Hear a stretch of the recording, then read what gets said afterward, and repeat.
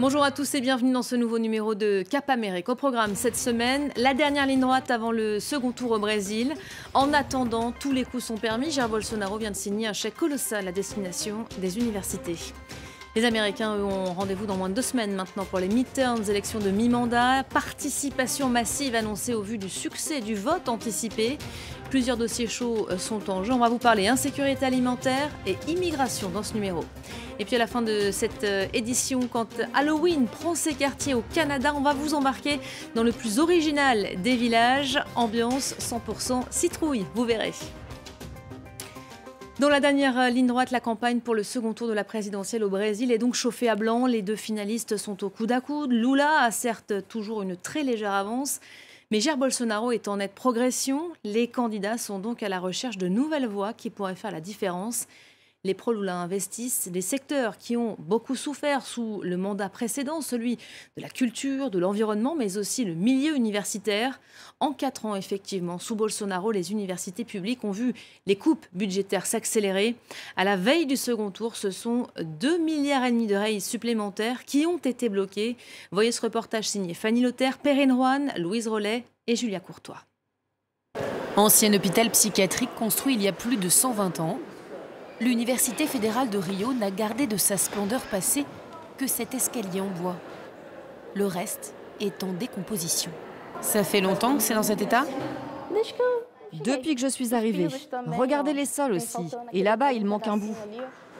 Un manque d'entretien qui représente un danger permanent pour ces étudiants, comme Jessica Pinheiro, en licence de sciences sociales. Toute l'université est construite en bois, donc s'il y a un incendie, c'est foutu. Parce qu'il n'y a pas de sortie de secours. Il n'y a aucun protocole d'évacuation mis en place. Depuis le début de la pandémie, des milliers de bourses d'études et de recherche ont été également interrompues, sans explication. Comme cette université, plus de 68 autres sont à l'agonie dans tout le pays. De 2019 à 2022, le budget destiné aux universités fédérales publiques a été réduit de 50%. Tous les ans, c'est la même histoire. Notre fac menace de fermer. Ces étudiants dénoncent la volonté du gouvernement de privatiser la gestion des universités, perçue comme un ennemi du pouvoir, selon eux. C'est dans les universités qu'ont surgi les plus grands mouvements anti-Bolsonaro. En 2019, il y avait plus de 100 000 étudiants devant notre université pour manifester. C'était la première grande mobilisation contre Bolsonaro au début de la pandémie. Il sent que c'est un pôle de résistance contre lui, c'est pour ça qu'il nous attaque en retour. En bloquant plus de 500 millions d'euros de budget destiné aux universités fédérales juste avant l'élection, Jair Bolsonaro a mis le feu aux poudres. Des milliers d'étudiants manifestent ce jour-là dans le centre de Rio. Une mobilisation dans la rue et sur les réseaux qui, selon Jessica, a forcé le gouvernement à faire momentanément machine arrière et geler le budget seulement jusqu'à décembre. Quand les gens descendent dans la rue, ils peuvent changer les choses. Chaque fois, nous démontrons que nous réussissons à faire plier le gouvernement, que ce soit dans la rue ou sur les réseaux sociaux. Comme Jessica, ces jeunes étudiants constituent un des plus importants viviers électoraux pour le candidat de la gauche Lula, qui a promis, en cas de victoire, de donner priorité à l'éducation et à l'accès à l'université. Et dans moins de 2 semaines maintenant, les Américains, eux aussi, seront convoqués aux urnes pour les élections de mi-mandat, ce que l'on appelle les midterms. Élections qui, en réalité, a déjà commencé dans certains États. Ils sont déjà plus de 8 millions d'Américains à s'être exprimés. La participation cette année s'annonce massive. Explication avec Serine Bay. À Philadelphie, le vote anticipé se fait uniquement par courrier. Les électeurs avaient jusqu'à lundi pour s'inscrire. 15% d'entre eux se sont enregistrés pour envoyer leur bulletin. Parmi eux, 7 hommes qui viennent voter. Je suis venu à cette boîte-là, devant l'hôtel de ville. J'ai l'impression que c'est l'endroit le plus sûr pour déposer son bulletin. Les autorités ont mis en place des systèmes de sécurité pour rassurer les électeurs. Ces boîtes aux lettres sont surveillées 24 heures sur 24 et 7 jours sur 7 par une caméra. Les images sont conservables, de sorte que nous sommes en mesure de les voir même après le jour de l'élection. Les bulletins sont collectés quotidiennement afin qu'ils ne restent pas là pendant des jours. Dans d'autres États, comme ici au Texas, le vote anticipé se fait également dans des bureaux, comme s'il s'agissait du jour du scrutin. La procédure est ancienne, elle remonte au 19e siècle et visait au départ à faciliter le vote des habitants des zones rurales reculées ou celui des soldats pendant la guerre de sécession. En Géorgie, l'un des États les plus disputés de ces élections, le vote anticipé a commencé vendredi. Ici, on craint avant tout l'abstention. Des associations se mobilisent pour que les électeurs s'enregistrent. Nous voulons vraiment qu'ils comprennent le pouvoir qu'ils ont et qu'ils peuvent changer le résultat de ces élections. Donc oui, on veut juste leur expliquer ce qui se joue avec leur bulletin en espérant qu'ils s'enregistrent et viennent voter. 2 semaines avant les élections, plus de 8 millions d'Américains ont déjà voté dans les 2 tiers des États où le vote anticipé est ouvert. Un record, signe peut-être que la participation s'annonce importante pour un scrutin très serré. Et un sujet qui s'est invité cette année dans la campagne, celui de la faim et de l'insécurité alimentaire. 33,8 millions de ménages américains en sont déjà victimes, c'est notre chiffre de la semaine. Un constat qui ne risque pas de s'arranger dans un contexte d'inflation galopante. Les prix des denrées montent en flèche. En un an, les étiquettes ont flambé en moyenne de plus de 13%. Explication tout de suite avec Florence Gaillard. Dans les environs de Jacksonville, en Floride, se trouve ce qu'on appelle un désert alimentaire.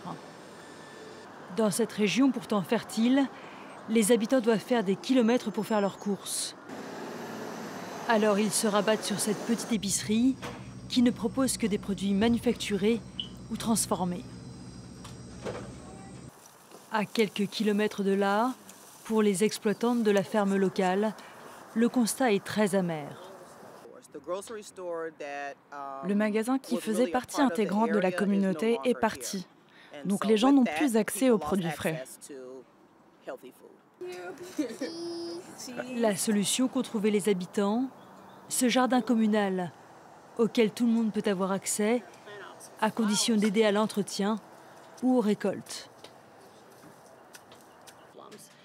Ici, les habitants vivent dans une communauté où l'eau n'est pas bonne. Cette exploitation était auparavant une décharge et la source naturelle locale a été fermée. Donc, vous voyez que tous les problèmes environnementaux se répercutent sur les minorités et sur les gens qui sont le plus défavorisés dans notre communauté. L'entraide est aussi en action près d'Atlanta, en Géorgie. Dans ce supermarché, les clients se servent en marchandises et laissent la somme qu'ils veulent en retour. Une solution qui convient parfaitement à James, un vétéran de l'armée américaine. Aujourd'hui, j'ai de la viande, des bananes, des fruits et des légumes, des glaces et des snacks. Il y a de tout, comme dans un magasin ordinaire, mais ça fonctionne sur le concept de don. Personnellement, j'aime donner en retour, donc je donne toujours quelque chose, que ce soit $1, $20 ou $40. Mais ce qui surprend le plus le gérant bénévole de ce supermarché, c'est la clientèle qui ne cesse d'augmenter.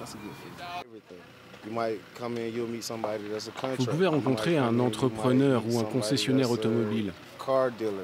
Tout le monde a des problèmes pour acheter de la nourriture, vu la façon dont les prix sont montés en flèche. Ils ne peuvent même plus acheter des produits de première nécessité pour vivre. À Jacksonville comme à Atlanta, les besoins alimentaires augmentent avec l'inflation. En 2021, 10% des foyers américains se trouvaient en situation d'insécurité alimentaire. Et l'immigration fait aussi partie des sujets sensibles. En 7 ans, plus de 7 millions de Vénézuéliens ont fui leur pays. Des familles entières parfois qui pourront peut-être désormais prétendre au nouveau visa humanitaire de Joe Biden.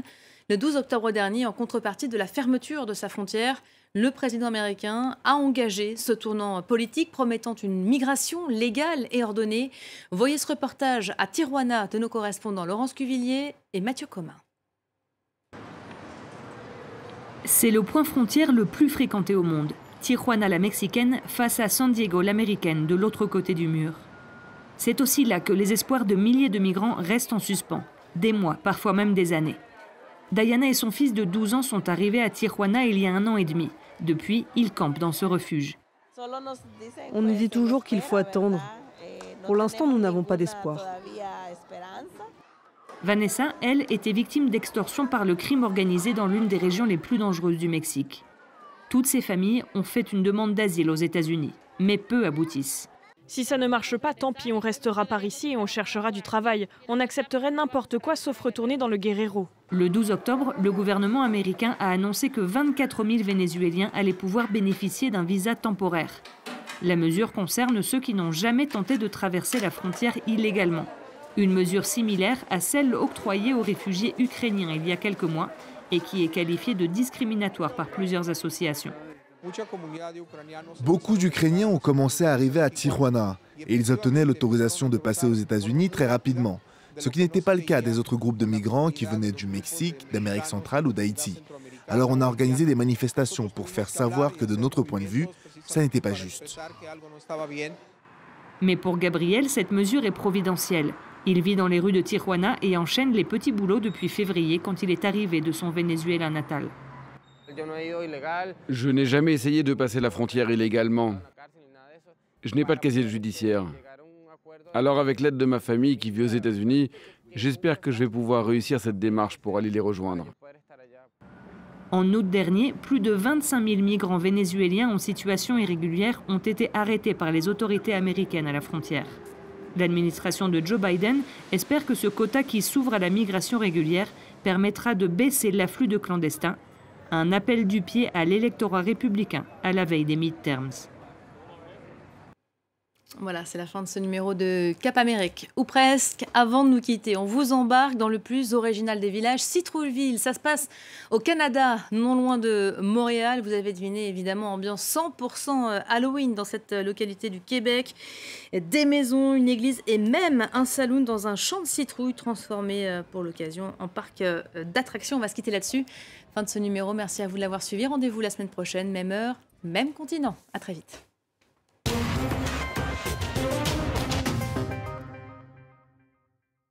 France 24 et La Première présente. Bonjour à tous, retrouvez-nous chaque semaine dans l'Hebdo Outre-mer. Au programme, des reportages et des décryptages pour vous permettre de mieux comprendre les enjeux de ces territoires français. Nous reviendrons ensemble sur l'actualité de la semaine. Nous partagerons avec vous les bonnes idées des Outre-mer et vous ferons découvrir le patrimoine local. L'Hebdo Outre-mer, votre rendez-vous sur France 24. Outre-mer, à voir sur France 24 et france24.com.